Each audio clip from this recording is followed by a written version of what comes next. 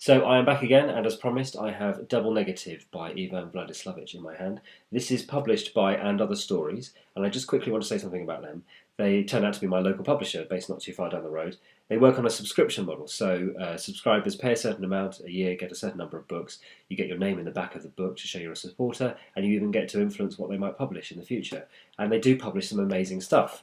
Swimming Home by Deborah Levy was nominated for the Booker, fantastic book. Lightning Rods by Helen DeWitt, one of the funniest books I've read in absolutely years, was another fantastic book, and I'm very happy to report that Double Negative is another fantastic book. Vladislavic, Croatian origin to his name there, but he's in fact a South African writer, very well regarded at home but hardly known anywhere else, and it's great to see him being published in this country, and Other Stories will be publishing his earlier novel, The Restless Supermarket, a little bit later in the year. This novel is about photography to start off with, and that is perhaps why they chose Teju Cole to write the introduction. He is a photographer as well as a writer, but he's a very intriguing choice of writer as well to choose, because I think he has a similarity to Vladislavic in that they both write brilliantly about place, and they do this thing, let's call it psychogeography. So you know when you read a book where the place that it is set in has something to say to you as you're reading the book. The writer is trying to communicate something through the place and the environment and the way that that interacts with the narrator of the book. In Teju Cole's Open City, for example, we had a man wandering the streets of New York, and that in itself had something to say about the loneliness and the isolation that you might feel living in a city like New York. Vladislavic does something very similar with this book, although in a very different way.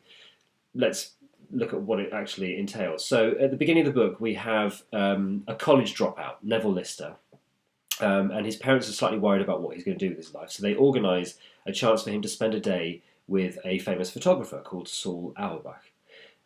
They're accompanied by an English journalist, and they begin the day at the top of a hill looking over Johannesburg, and they decide to pick a house each. 3 houses that they're going to then go down and visit, and Saul Auerbach is going to use his skills to get in that house and to do photographic portraits of the people who live there.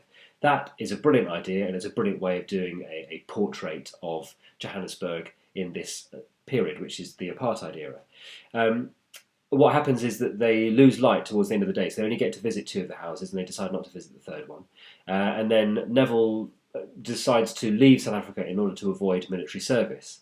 When he comes back to South Africa, it is a completely different landscape. This is post-apartheid South Africa. There have been free elections, and Johannesburg is a very different place. He is now a photographer, a commercial photographer, as opposed to a sort of portrait artist, and he decides to visit the 3rd house that he never got a chance to photograph all those years ago, which is, again, a brilliant idea.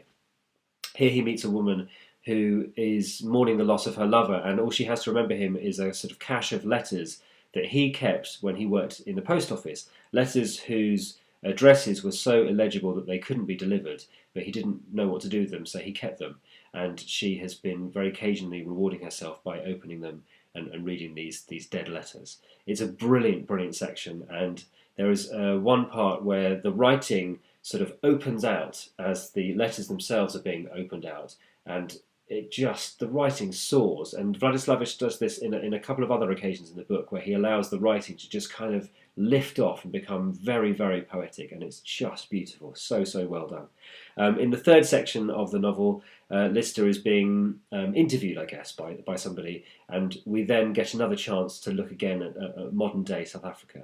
I mentioned that thing about psychogeography. There's the way that you're able to walk around a part of Johannesburg in the early parts of the novel, and the way in which Johannesburg has become a place where people live in locked down compounds with video entry phones because of the problems of carjackings and crime and all the rest of it. That's another example of how you can use setting and environment to say something in a novel.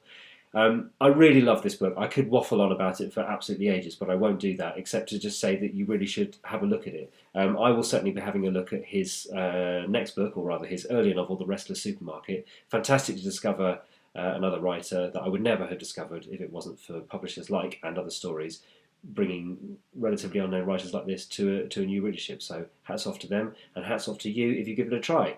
What will I be reading next, or rather talking to you about next? Probably Jawbone Lake by Ray Robinson, a literary thriller. See you then.